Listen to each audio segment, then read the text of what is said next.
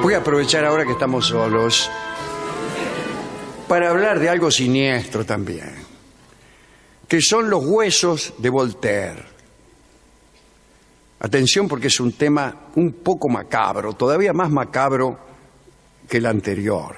Saquen a los niños. Bueno, vamos a ver entonces, ya ahuyentados los niños, ¿qué sucedió con los restos de Voltaire? Para eso hemos consultado dos libros. Uno ha sido Proyectos Póstumos, un libro que nos regaló hace mucho el doctor López Mato, y el otro ha sido Voltaire, un libro de Pierre Le Pape, que es un crítico francés.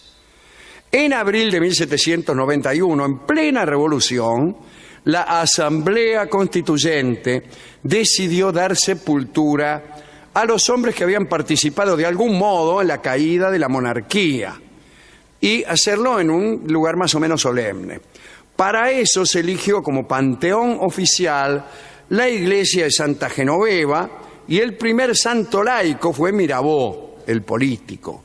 Bastó solo un año para que Mirabeau fuera expulsado de aquel paraíso cívico y sus restos fueran enterrados en el cementerio de Clamart. Lo mismo le pasó a Marat.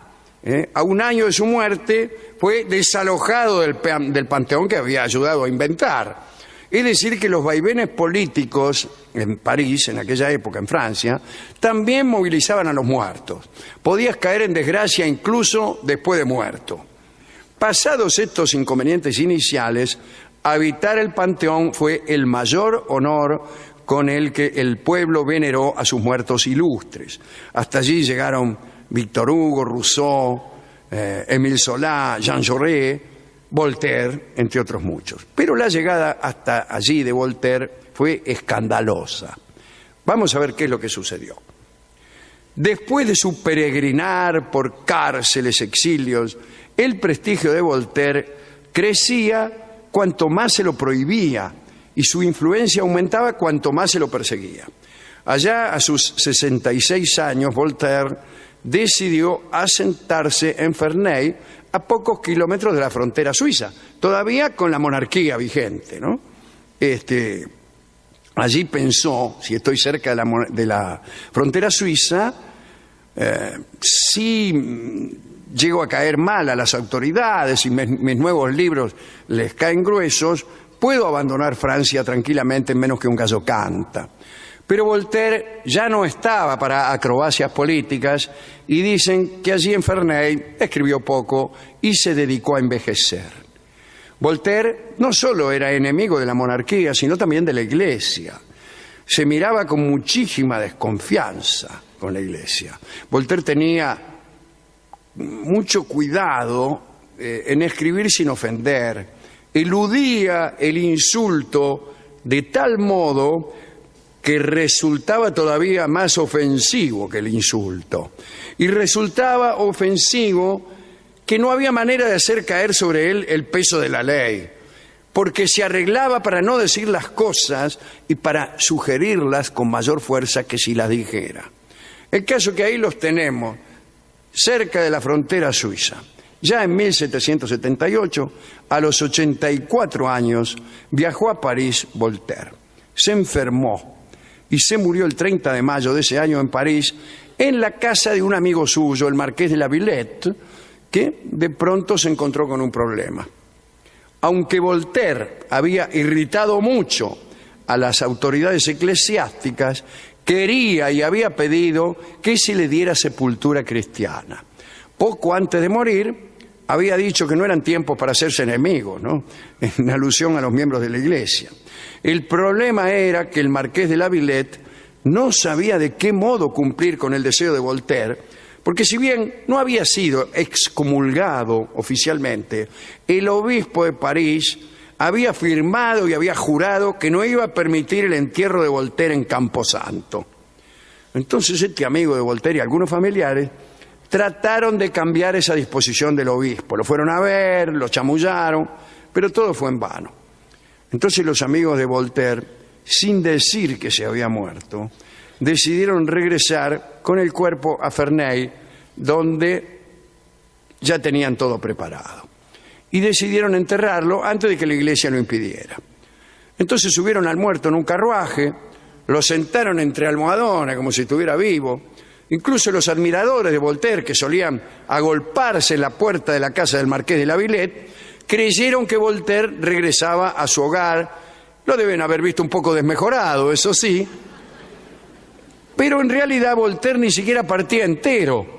El boticario, el señor Mitoart, expresó su deseo de atesorar el cerebro del gran pensador. Y no hubo oposición por parte de los sobrinos, que eran los únicos familiares que quedaban, ¿no? Que se conformaron con poder enterrar algo de su tío. Entonces, al ver que el boticario se quedaba con el cerebro, el marqués de la Villette, que después de todo había puesto la casa y se había hecho cargo del traslado y qué sé yo, reclamó el corazón de Voltaire. Y tampoco hubo oposición, dice más sí. El caso es que a último momento tuvieron que cambiar de recorrido. El carruaje en el que llevaban sentado ahí a Voltaire no fue a Ferney, sino a Cellier, donde un abad amigo, un tal Mignot, tenía jurisdicción. Allí Voltaire fue sepultado secretamente dentro de la iglesia local, allí bien a la medianoche. Bueno, ya habían rezado 6 misas por su alma cuando llegó de París la orden de prohibir el entierro. Y un sobrino le mintió al funcionario, le dijo que ya era demasiado tarde, que ya lo habían enterrado y lo habían hecho bajo cal, así que no lo podían desenterrar. El obispo entonces se conformó con prohibir toda misa, todo servicio religioso o todo monumento en recuerdo del pensador. Cuando llegó la Revolución, resurgió la obra de Voltaire. Sus libros, sus escritos ya dejaron de ser censurados. Y lo curioso es que la pequeña iglesia de Cellier, donde había sido enterrado, fue destruida por el furor revolucionario. Tanta bronca les agarró a los revolucionarios, a los de la Revolución Francesa. Abajo la iglesia, y justo destruyeron la iglesia donde estaba enterrado Voltaire. Entonces, ahí apareció, ¿quién? El viejo amigo, el marqués de la Villette, ahora ciudadano Villette. Y en un artículo le pidió el traslado de los restos de Voltaire para que recibiesen un trato digno como padre ideológico de la Revolución, y se pensó entonces en enterrarlo en el Panteón. Pero no todos compartían ese criterio. La comuna de Romilly, donde estaba la iglesia destruida, y los habitantes del pueblo vecino de Troyes dijeron: no, Voltaire se queda aquí. Y en mayo de 1891, será de 1791, representantes de ambas colectividades se encontraron en Cellier para disputarse los restos de Voltaire. Y el asunto se puso violento, porque justo que estaban ahí, llegaron los de la Asamblea Constituyente para participar en esa disputa. Y dijeron que Voltaire pertenecía al Estado. Y si lo que queda de Voltaire es propiedad del Estado, señores. Los habitantes de Troyes, resignados, sabiendo que Voltaire se iba rumbo al Panteón, pidieron algo, dice algo aunque sea para nosotros, pidieron el cráneo. Y los de Romilly, que también estaban en la disputa, dice: nosotros nos conformamos con el brazo izquierdo. Pero los funcionarios de París se negaron, el esqueleto completo debía pertenecer al Estado. Bueno, durante el desorden, sin embargo, alguien se afanó el tarso. Finalmente, el esqueleto fue declarado bien nacional y fue armado para su transporte a París el 11 de julio de 1791. Pero la rapiña continuó. Los habitantes de Troyes se afanaron el pie izquierdo y 2 dientes. Uno de esos dientes fue a parar a manos de un cronista, Lemaitre, para que callase el robo que había presenciado, para que se mantuviera en silencio. Lemaitre usó el diente de Voltaire como amuleto, y cuando murió Lemaitre se lo cedió a su sobrino, oportunamente dentista. Se desconoce el destino último de esta pieza. Bueno, por fin comenzó el traslado a París.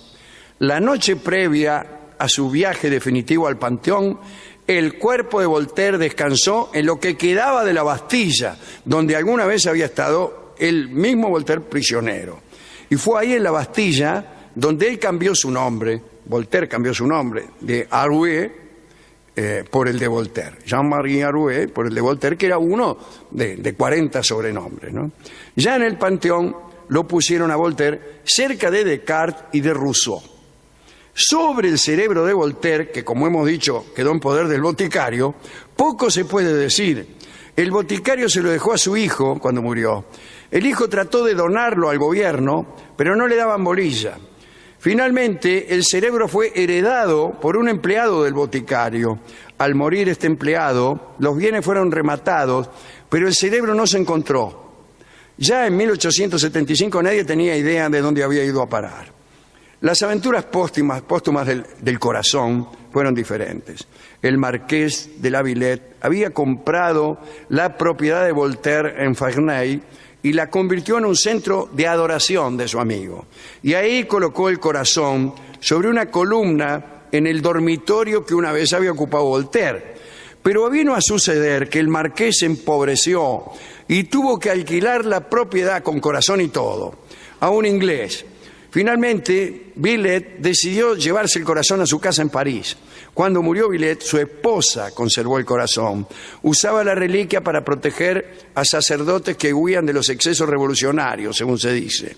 El corazón pasó luego a mano de los de Villette y más tarde fue donado al obispo de Moulins. Escandalizado por el legado aquel, el obispo lo cedió a la nación. En 1864 gobernaba Napoleón III y consideró que lo más correcto sería retornar aquel corazón a su sitio original, es decir, al pecho de Voltaire. Entonces fueron otra vez al Panteón.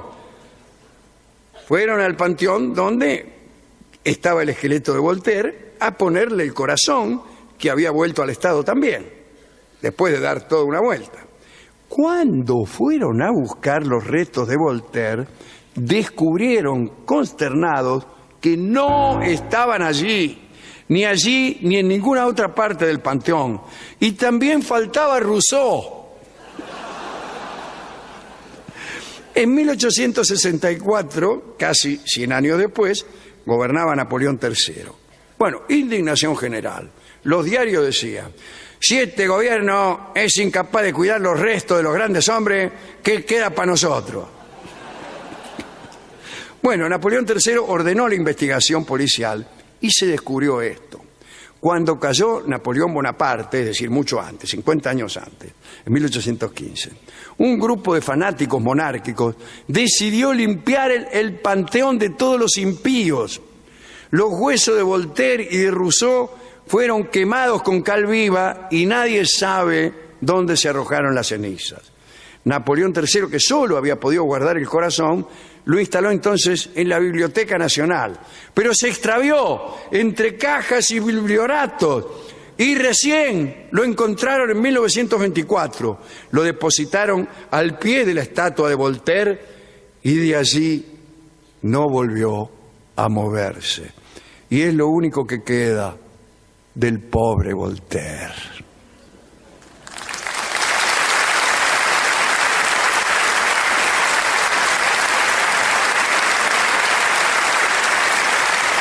Nuestro destino es desparramarnos y perdernos. O peor todavía, que nos tomen por otro. Aprovechemos ahora que estamos enteros, antes de que la suerte nos lleve por ahí, ya convertidos en polvo en el viento. Dust in the wind.